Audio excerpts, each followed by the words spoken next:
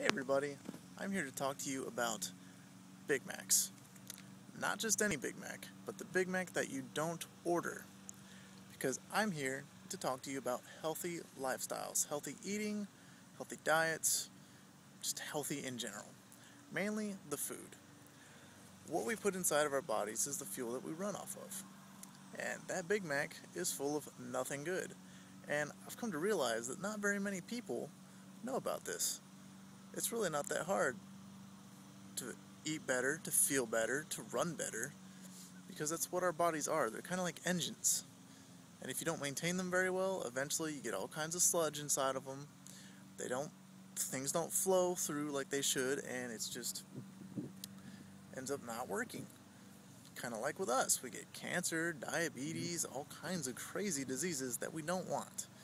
So I want to try and help everyone, at least open everyone up to how we can avoid this. I'd like to start off with just that. What you put inside of you is what your body runs off of. So if you're putting in a Big Mac, first we got to think, what's inside of a Big Mac? Yes, it tastes delicious, of course. With the amount of sugar that they put in those ketchup packets, awesome. Same with a Whopper. Anything you know is not good, but tastes delicious, you're going to go get it anyway, especially if it's cheap. But why not put a little bit more money into what you're eating? Because that should be, this is you. With no you, no nothing, right? So, like these two I have here. I have some honey buns. Delicious. And I have prunes. Also delicious. Maybe not to most, but there's a reason behind it. If you want to take a little gander here, here's your ingredients for honey buns. I don't know if you can even read all that. There's so many. And then you have your nutrition facts, which, believe it or not, can be misleading. And then we have, somewhere on here, ingredients. Prunes. Pitted California prunes. And potassium sorbate for a preservative, just to keep them edible still. I can read off the honey buns one, but I can't even pronounce most of this stuff. There's nothing good in that. And that's the first thing I want to try to tell everyone. When you're buying your groceries, we all buy groceries, when you look at the ingredients, if the thing's like a book and you can't pronounce half the things, you probably shouldn't buy those and eat those. They're probably not very good for you. And what most people do, like calorie counting, calories can be misleading. And I actually did some research. You have not necessarily calories, because you can have however many calories you're allotted a day, but they can be good and bad. Like carbs, for example. We have our good and bad carbs, simple and complex. Our complex carbohydrates, which is, like breads and things like that, they're full of, those are complex carbohydrates, which when you go to the gym, when you exercise, they take longer to burn, and when they do, they kind of provide the body with more nutrients and things that we need. Simple ones like, what did I write down as examples? There's so many. Just like sugar, soda, candy, desserts, artificial syrups. Sugar's the big one. Just simple carbohydrates. They go real fast. They're just kind of like empty things. They're empty. They're not full of anything. Anything good, that is. And let's take our fruits and vegetables, for example, and compare them to the delicious things that we like smoothies and milkshakes and, I don't know, because it's been so long since I've eaten weird things like that.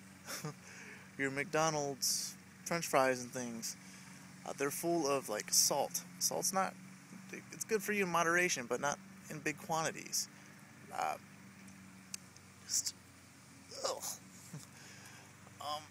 They're not full of all the vitamins and minerals that you need, all the nutrients that you need in a day.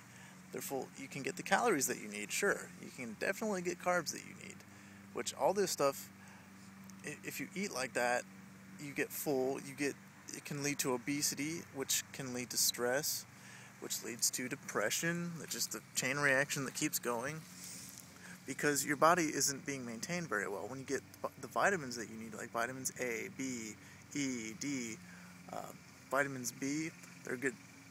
B, and I think it was A, yeah, A and B, they're good for your hair. They make your hair good. They make it stay in, not like mine, and they make it nice and shiny, and they look nice.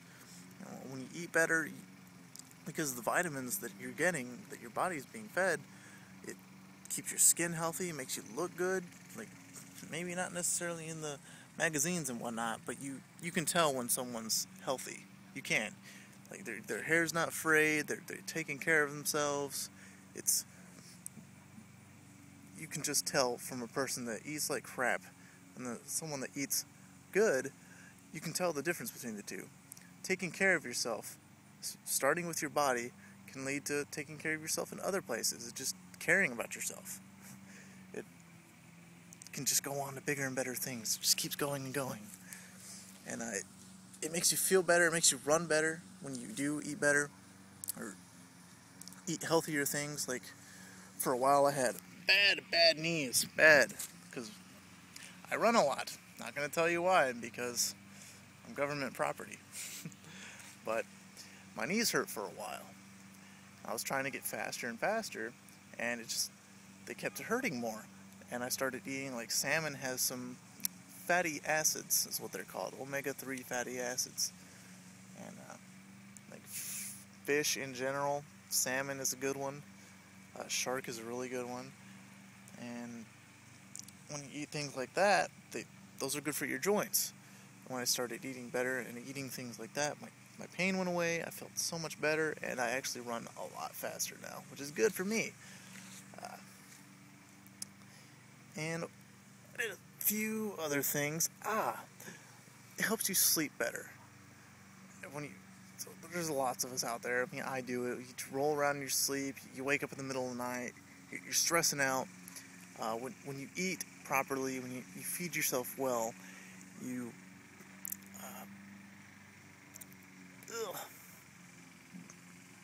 pardon me. It allows your body to rest when it's supposed to rest and fix itself how it's supposed to fix itself.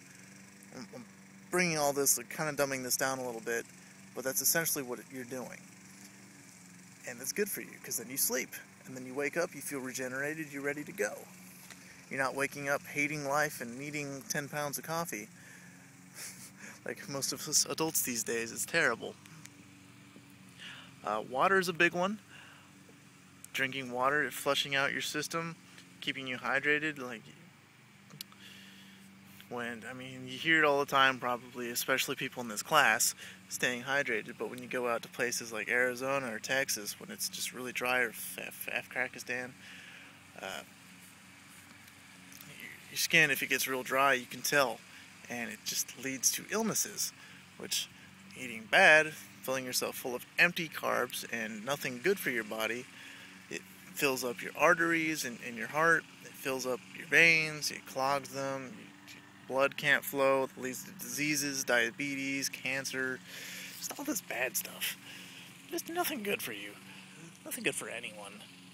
So, I'm not trying to tell anyone to necessarily not eat what they want, because I love ice cream. I love the baby mama loves milkshakes every once in a while, especially during pregnancy.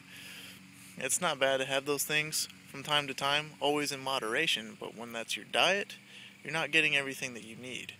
And you can definitely feel and tell once you've been eating and living this kind of lifestyle for a while. It's not a diet, it's a lifestyle, which is the best. It's the way to go.